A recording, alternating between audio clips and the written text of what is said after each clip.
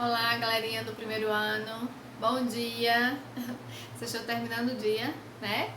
De aulas, né? De dia intenso, amanhã intensa, tá? Mas estaremos durante toda a manhã, durante todo o dia, tirando dúvidas de vocês, tá bom?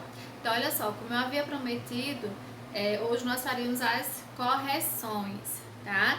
Página 48 e página 49. Após as correções, vocês continuarão fazendo a atividade e entrando em contato comigo através do WhatsApp, beleza?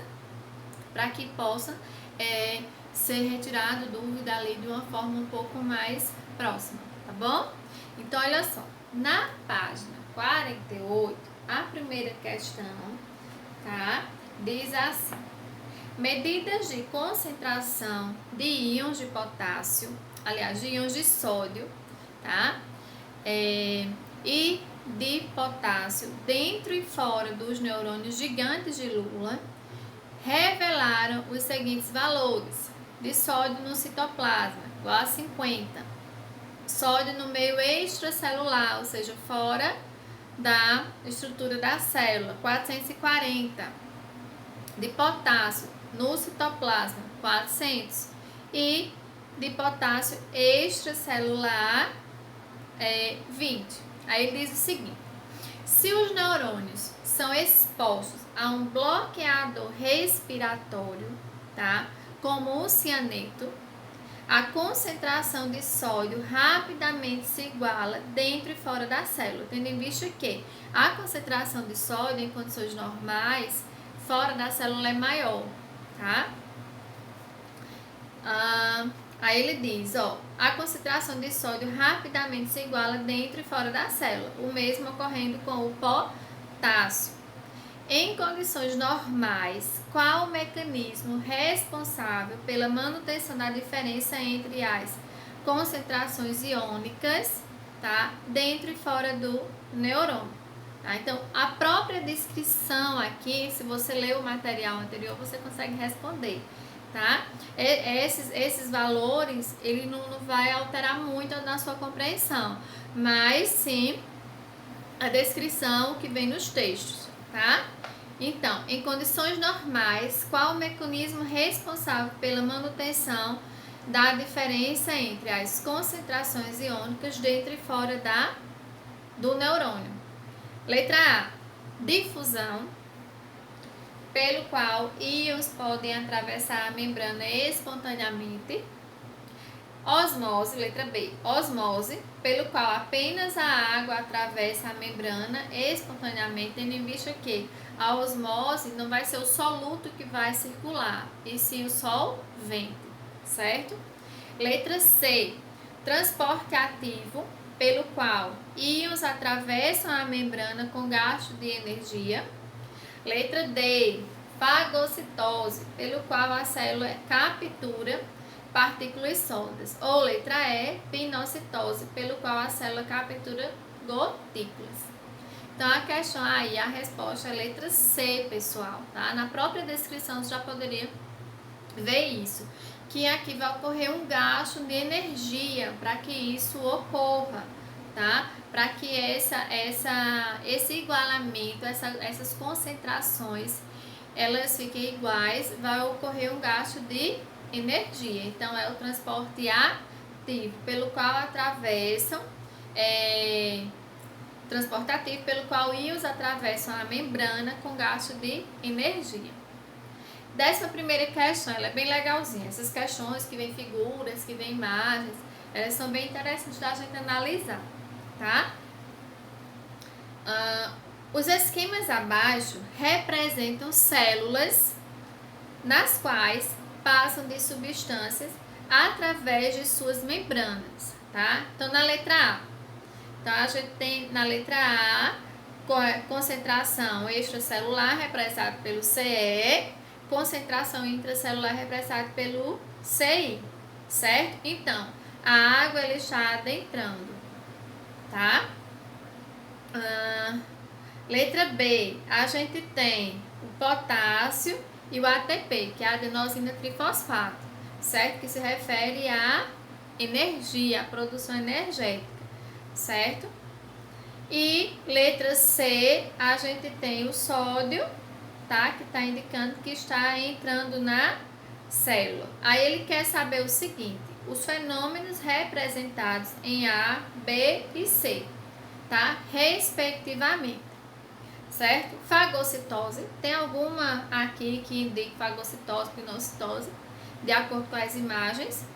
Não tem nenhuma imagem aqui que indique isso, certo, galerinha? Pinocitose, difusão, transporte, também não, né? Porque a pinocitose já seria descartado aqui, que a gente vai ver uma outra questão, tá? Letra C, lembrando que é respectivamente, certo? Difusão, transportativa e osmose, tá? Como é respectivamente, tá? Letra D, osmose, transportativo e difusão. Então, aí, como a gente já descartou fagocitose e pinocitose, a letra E também não seria, né? Então, o que é? Letra D, pessoal. Então, o primeiro caso, letra A, ocorre a osmose, onde está o líquido, o solvente, ele está adentrando nesse meio celular, para tentar manter uma concentração entre os meios, interno e externo. Na letra B, o potássio está adentrando e está ocorrendo o que? Um gasto de energia, certo? Esse ATP aí ele vai indicar um gasto de energia. E o tipo de transporte que tem gasto de energia é o transporte ativo, certo? E a difusão vai haver uma concentração de uma forma mais leve, tá? Então, letra D. Beleza? 12ª questão. Tá? A 12ª também é uma figura, certo? Onde essa figura, através dela que a gente vai compreender todo o contexto, beleza? Então, preste atenção na leitura do texto. Olha só. As figuras a seguir representam duas situações, 1 e 2, em que os compartimentos A e B contêm uma solução fisiológica e estão separados um do outro por uma membrana biológica, tá? Que eles identificaram por M. Nessas duas situações, acrescentou-se soluto no compartimento A. Então, são representados pelas bolinhas aí, tá representando os solutos, tá? Os solutos são transportados através da membrana. Então, através dessa membrana que é o M, certo? Tá sendo o que aqui, ó, transportado o soluto, certo? Depois ele fala, após o tempo T, um tempo que ele não cita, certo? Após o tempo T, verificou-se uma nova distribuição do soluto entre A e B, certo? Como mostram as figuras. Então, em A, tá? Aliás, na situação 1, houve um equilíbrio, certo? Houve um equilíbrio entre essas concentrações, tá? Na situação 2, o que aconteceu?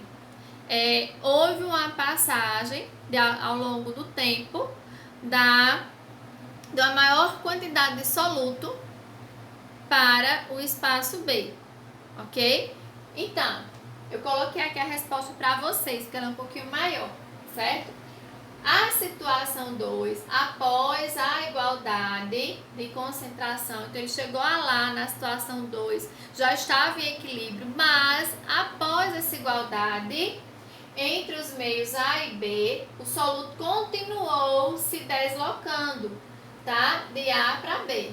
Então, ele continuou sendo levado de A para B, mas agora contra o gradiente de concentração. E isso representa o quê? O transporte ativo. Então, o tipo de transporte que ocorreu aqui é bem característico do transporte ativo, contra o gradiente de concentração.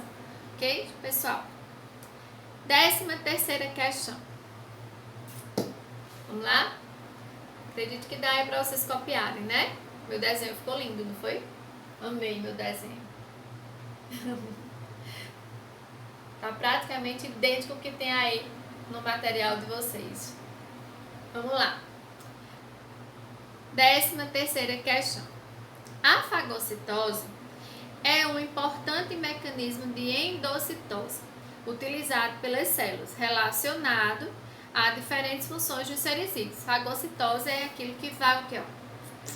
Englobar, tá? Trazer para dentro. Englobar. Então tem lá uma estrutura e uma partícula. Então ele vai aqui, ó, englobar, abraçar, trazendo isso aqui para dentro do indivíduo. Isso é uma fagocitose, tá? Só que aqui a gente tá falando a nível celular, beleza? E aí ele diz, vou começar novamente, tá? Porque eu parei para explicar o que era fagocitose. Fagocitose é um importante mecanismo de endocitose. Endo está sempre relacionado com algo que está para dentro, algo de dentro, certo? Endométrio, tá? É algo que está mais interno. Utilizado pelas células, relacionado a diferentes funções dos seres vivos. Esse mecanismo ocorre tanto em organismos unicelulares como em pluricelulares. Mencione duas funções das quais a fagocitose se encontra associada nos seres vivos, exemplificando. E aí, pessoal?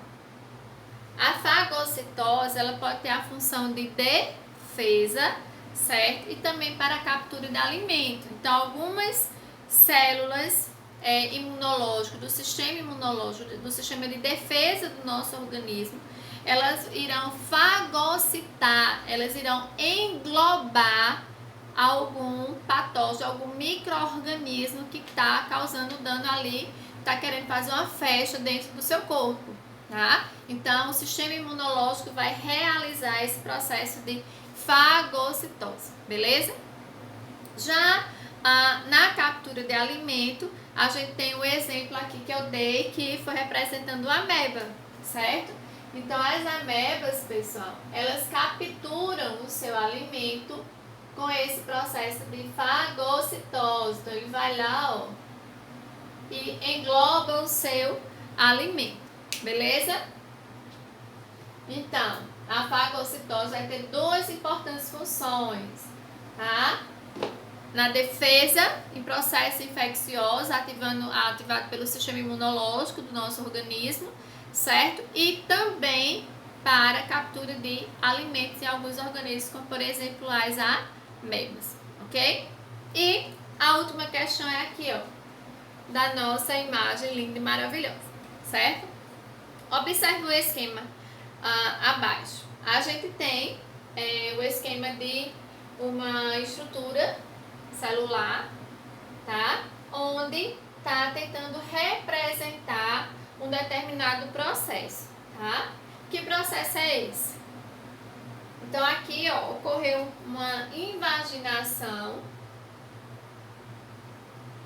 tá? Do material citoplasmático, tentando englobar, minha gente, gotículas de algum material, certo? Então, gotículas líquidas. Ele vai trazer para o interior dessa célula, tá? Podendo ou não ser utilizado. Se houver necessidade, ele vai utilizar esse material, essas gotículas. Senão, vai ficar lá guardadinho, tá? Então, como se chama este processo? Diz assim, ó.